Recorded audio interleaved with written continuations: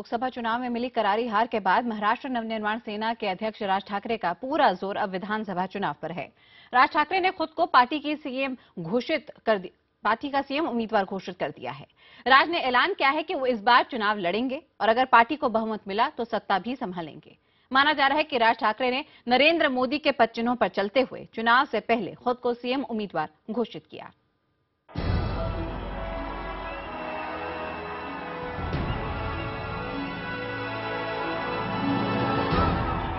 राज ठाकरे ने विधानसभा चुनाव का बिगुल फूंक दिया है।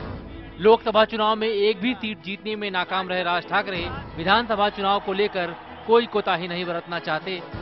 यही वजह है कि उन्होंने विधानसभा चुनाव लड़ने और सीएम पद के लिए अपनी उम्मीदवारी का ऐलान कर दिया है। तो संपादन केल्यानंतर उद्या जर महाराष्ट्रातल्या जनतेने आपल्या बाजूनी कौल दिला या महाराष्ट्रात तर त्याचं नेतृत्व देखील राज ठाकरे पुढे याच्या पुढे करेल। उधर उद्धव ठाकरे भी इस बात का संकेत दे चुके हैं कि अगर महाराष्ट्र में शिवसेना बीजेपी गठबंधन को बहुमत मिला तो वो मुख्यमंत्री की कुर्सी संभाल सकते हैं। वहीं कांग्रेस एनसीपी गठबंधन सीएम उम्मीदवार के नाम पर अब तक चुप्पी साधे हुए है। इस बार भी कांग्रेस राष्ट्रवादी कांग्रेस ही जीत के आएंगे। सबक लिया है आपने कहा अपने भाषण में? मैंने कहा क्या सबक लिया है? जैसे टोल का मुद्दा आपने उठाया है, आरक्षण का मुद्दा उठाया, क्या सबक लिया? सब बारे में आज बोलना ठीक नहीं है, ठीक समय पर मैं बोलूंगा। बीजेपी का कहना है कि लोकसभा चुनाव में जनता राज ठाकरे को नकार चुकी है। ऐसे में उनका नया फार्मूला कितना कामयाब होगा ये भी जनता ही तय करेगी।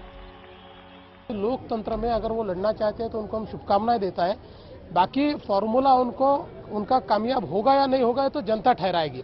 एक फार्मूला उन्होंने लोकसभा में किया जो कामयाब नहीं हुआ। मुझे पूरा विश्वास है कि भारतीय जनता पार्टी और शिवसेना के नेतृत्व में महायुति बड़े भारी बहुमत से जीतेगी। बाकी सबको स्वागत है इतना लड़ाई लड़ने।